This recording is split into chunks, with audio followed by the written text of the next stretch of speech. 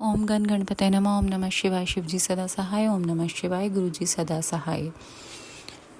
दुंदुभि निहलाद नामक दैत्य का व्याघ्र रूप से शिव भक्त पर आक्रमण करने का विचार और शिव द्वारा उसका वध। सनत कुमार जी कहते हैं, व्यास जी, अब मैं चंद्रमौली के उस चरित्र का वर्णन करूंगा जिसमें शंकर जी ने दुंदुभि निहलाद नामक दैत्य को मारा था। तुम सावधान होकर श्रवण करो। दितिपुत्र महाबली हिरण्याक्ष के विष्णु द्वारा मारे जाने पर दिति को बहुत दुख हुआ। तब देव शत्रु दुंदुभि निहलाद ने उसको आश्वासन देकर यह निश्चय किया कि देवताओं के बल ब्राह्मण हैं। ब्राह्मण नष्ट हो जाएंगे तो यज्ञ नहीं होंगे। यज्ञ न होने पर देवता आहार न पाने से निर्बल हो जाएंगे। तब मैं उन पर सहज ही विजय पालूंगा। यूं विचार कर वह ब्राह्मणों को मारने लगा। ब्राह्मणों का प्रधान स्थान वाराणसी है।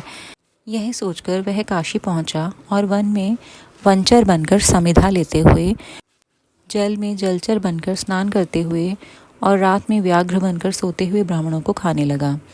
एक बार शिवरात्रि के अवसर पर एक भक्त अपनी पर्णशाला में देवाधिदेव शंकर का पूजन करके ध्यानस्थ बैठा था।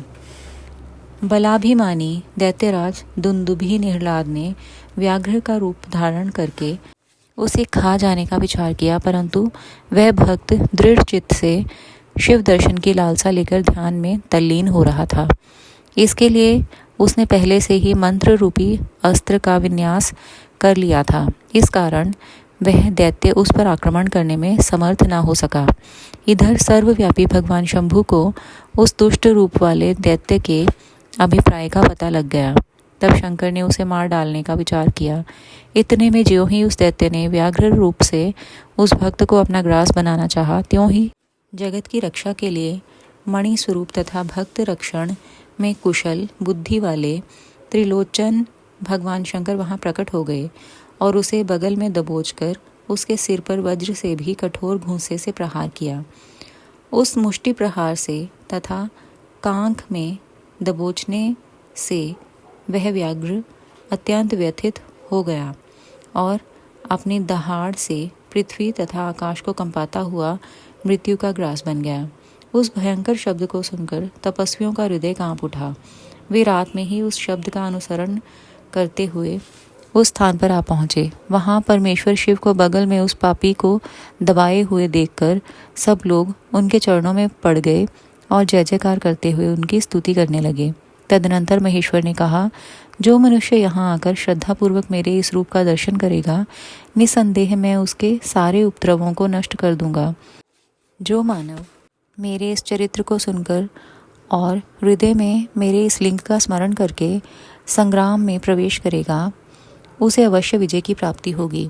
मुने, जो मनुष्य व्याघ्रेश्वर के प्राकट्य से संबंध रखने वाले इस परमोत्तम चरित्र को सुनेगा अथवा दूसरे को सुनाएगा, पढ़ेगा या पढ़ाएगा, वह अपनी समस्त मनोवांछित वस्तुओं को प्राप्त कर लेगा और अंत में संपूर्ण दुखों से रहित होकर मोक्ष का भागी होगा। शिवलीला संबंधी अमृतमय अक्षरों से परिपूर्ण यह अनुपम आख्यान स्वर्ग, यश और आयु का देने वाला तथा पुत्र पौत्र की वृद्धि करने वाला है। शुक्राना गुरुजी महाराज। भूल चूक माफ।